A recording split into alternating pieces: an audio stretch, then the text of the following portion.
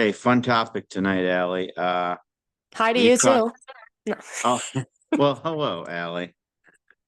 I'm all business tonight. I got stuff to do, you I'm know. ready. I'm ready. Uh I've used it as a team logo. Uh, I feel for the most part we practice it as a family. I mean, nothing's absolute. But I'm gonna say a phrase to you. You're gonna talk about it, and I'm gonna talk about it. Hopefully people learn. You ready?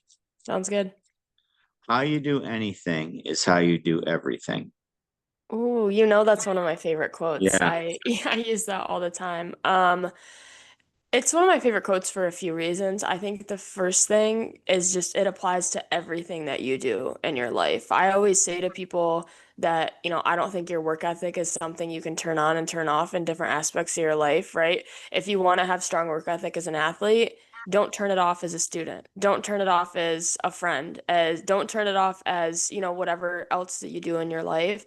I think if you truly want to excel at anything that you do, how you do anything is how you do everything. And I think about that a lot. It challenges me a lot on days where I don't want to go to the gym and I don't want to do this above and beyond. And oh, it would be easier if I just blah, blah, blah. But I keep telling myself how you do anything is how you do everything. And I think there's power in those words when you truly understand what they mean because it's the little things that make up the big things, right? It's anything that makes up everything. So I think that's kind of where my head goes when I think about it right off the bat.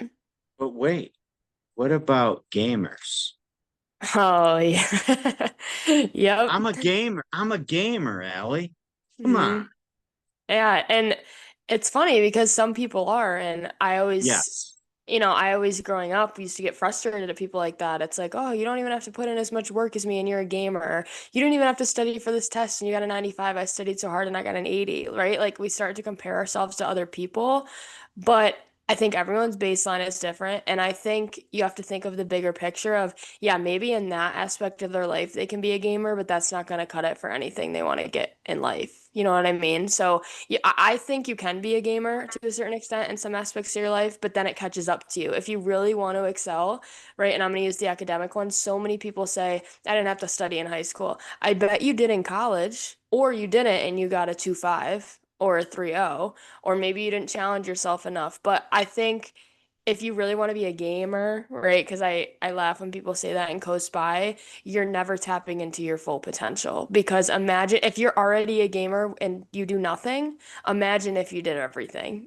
Well, I was gonna say that they don't reach their full potential, but I'll go as far as say gamers are culture killers for teams. Yep. Because what chance do I have working my butt off every day trying to break into a lineup or maybe just break into a new role on the team? I mean, we could get into like what your role is and what's good and how much time's good time. But the gamers, you watch a person in practice not try and then get to start and lead the team to victory, and that might be great, but it's not something you can sustain as a culture and a program as a team. You might have gainers at any level that make your team good for a year, but once like you're not going to build a culture and you're not going to have consistency, you're not going to sustain winning. And I that's why I said that when we were saying that because we've all heard that term. Yeah, I couldn't agree more. And yeah, I think if you are one of those people that just think you can coast by and you think that it has no effect on your team, you're wrong. I'm telling you right now, you're wrong because I've been on teams where, like you said, there's people who think they can just turn it on once the game starts and it's not helping your team, it's hurting your team. Because imagine if everybody showed up every day thinking no matter what drill coach gives me, no matter what the weather is, no matter what happens, I'm going to do everything to the best of my ability. Practice in teams would look completely different, but not everybody does that.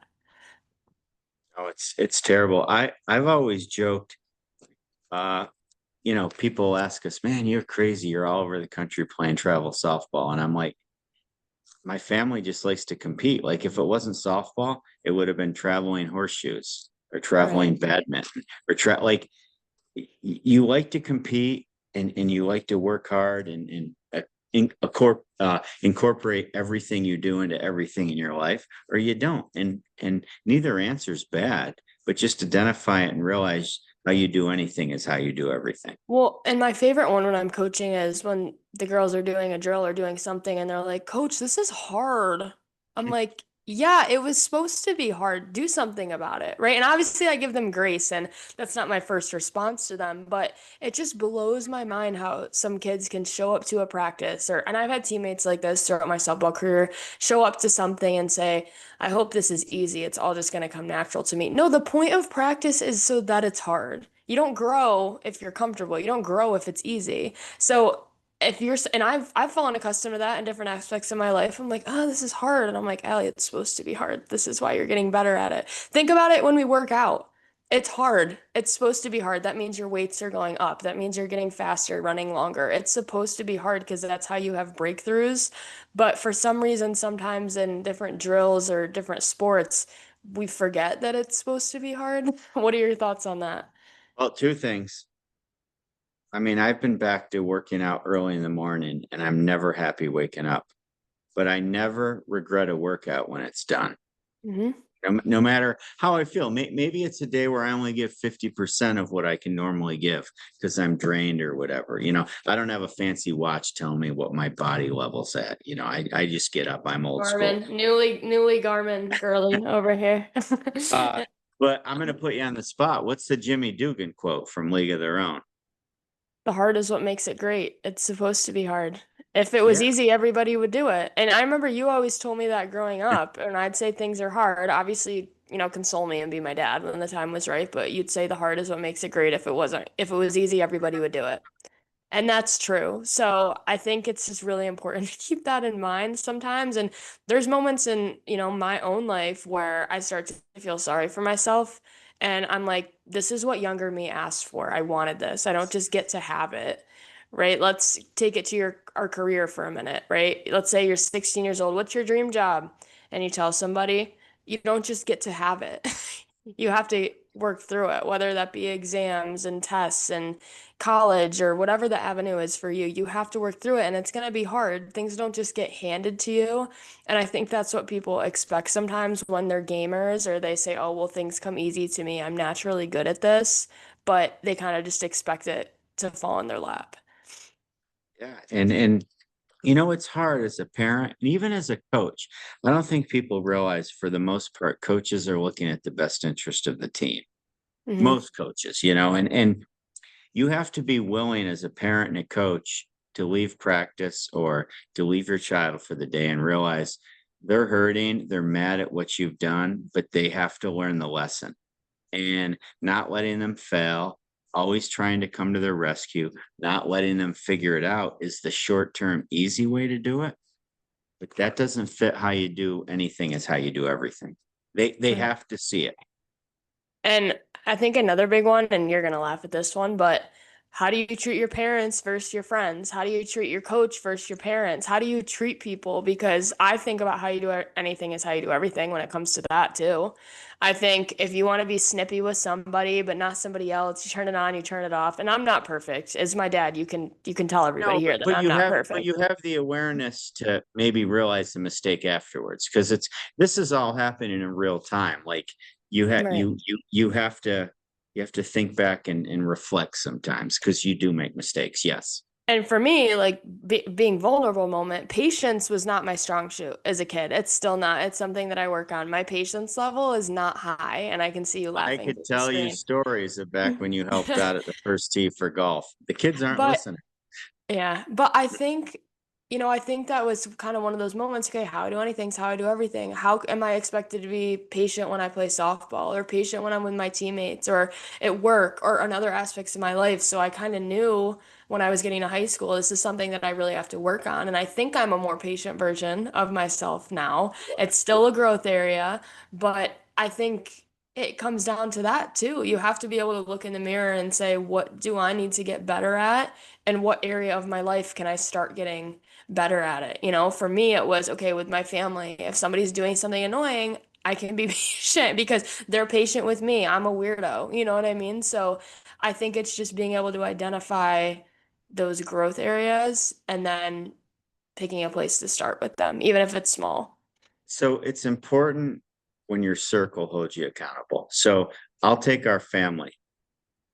do we let each other know how we stand with things? Yeah. Wh- Whether it's patience or, any type of behavior, we've always done that, right? And sometimes it results in a little turmoil short term, but long Hmm. term, who do the four of us in our family lean to first when something happens? Right. Right. And and that's our family culture. But the point is it could be a team culture. It could be a corporate culture. And Hmm. you can't be afraid in the short term to make people. I mean, I guess you don't make people, but you can't be afraid in the short term to have people be upset, to have people be angry, to have people show their emotions if you're consistent with holding them accountable. And to me, that's what how you do anything is how you do everything's all about. Yeah, I completely agree. And the other area I started thinking of is mindset. So, how are you going to be negative in certain aspects of your life and then expect yourself to be positive in other ones?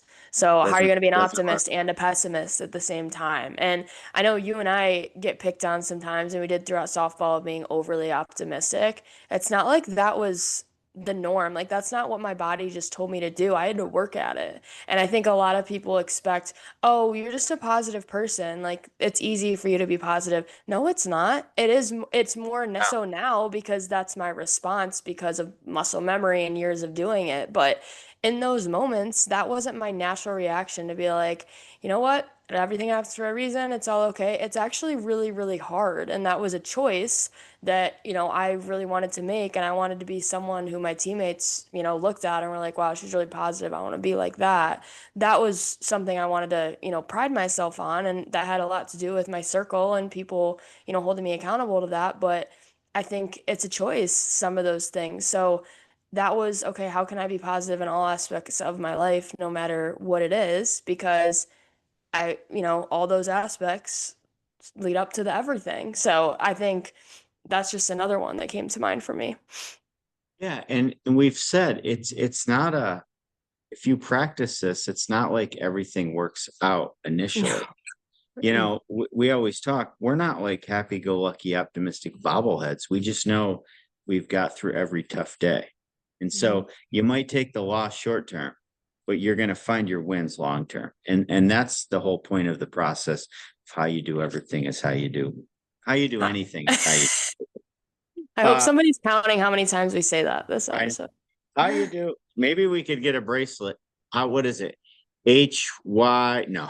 Oh yeah, oh god. Yeah. So I've been doing open gyms earlier than ever this year. I mean, I started them in November and softball starts in March. Okay.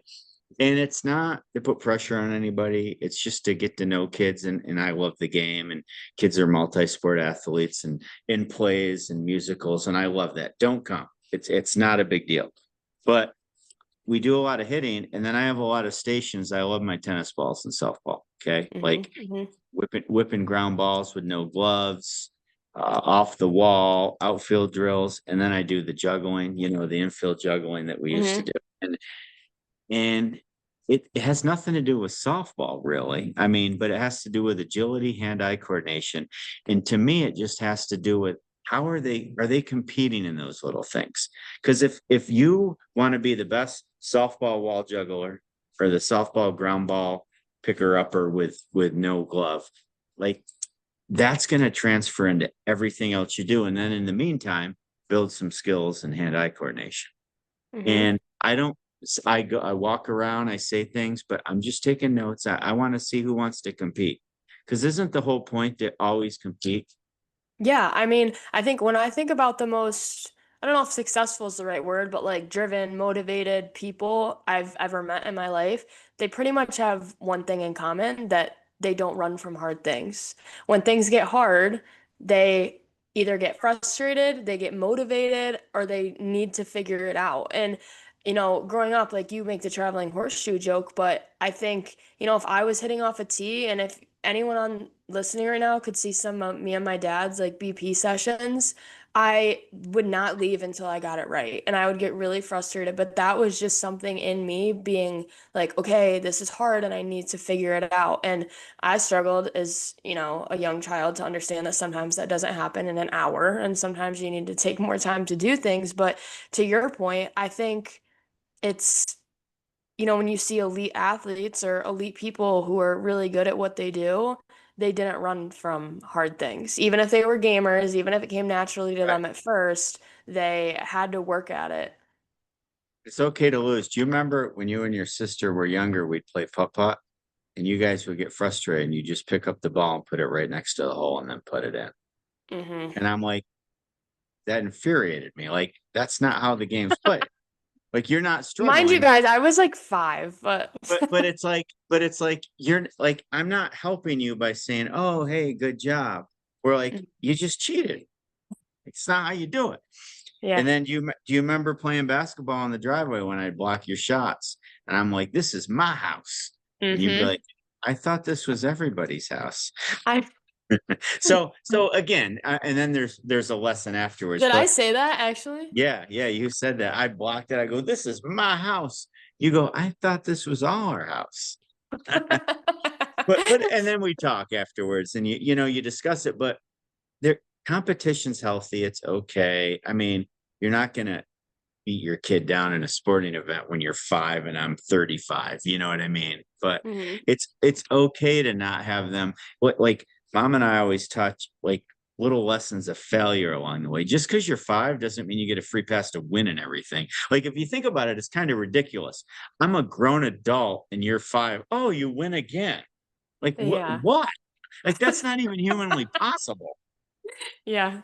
Yeah, So yeah, we let you have wins, yeah. but every now Right. and then we just put you in check. That's all, you know? Because And I think when you did that, and I know you're making it sound harsh, like obviously we had a great time as a family yeah, playing games and yeah, stuff, but like 100%. when I won, I knew I earned it because I knew that you Yeah. didn't give it to me easy. So it made it that much sweeter, I remember. Trust me, you guys became 20 times the basketball player I ever became. And I don't think you were crippled from your early life moments. You know what I mean? No, no. And you can play games where you're set up to win, but it's okay to keep people in check. That's what I'm saying. And how you do anything is how you do everything. I think that's the 33rd time we've said that. Uh it's not a bad thing. It's just a reminder. Hmm. Yeah. So I think like for anybody listening out there who wants like an action item after this, I think just kind of do a self-reflection of areas of your life where you maybe have a growth opportunity or an area for improvement and say, where in my life can I start to get better at that? Even if it's an over exaggeration, for me it's patience, I already mentioned. There's other things too.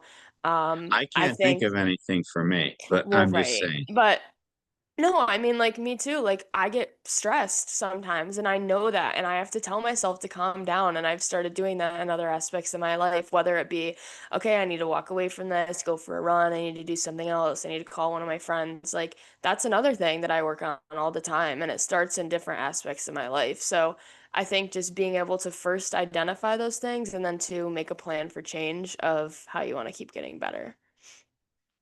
My friend that I do my other podcast with, we just had an episode called The Arena, Hmm. and it's always easy when you're not participating in something to have all the answers.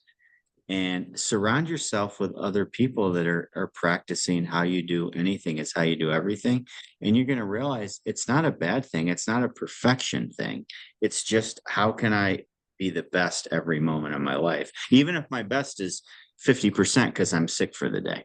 But Hmm. all that stuff stacks gains and wins and gets you to your best life. I'm not the whole purpose of this isn't to talk about any type of result. It's just talk about being your full potential and reaching what you want to do.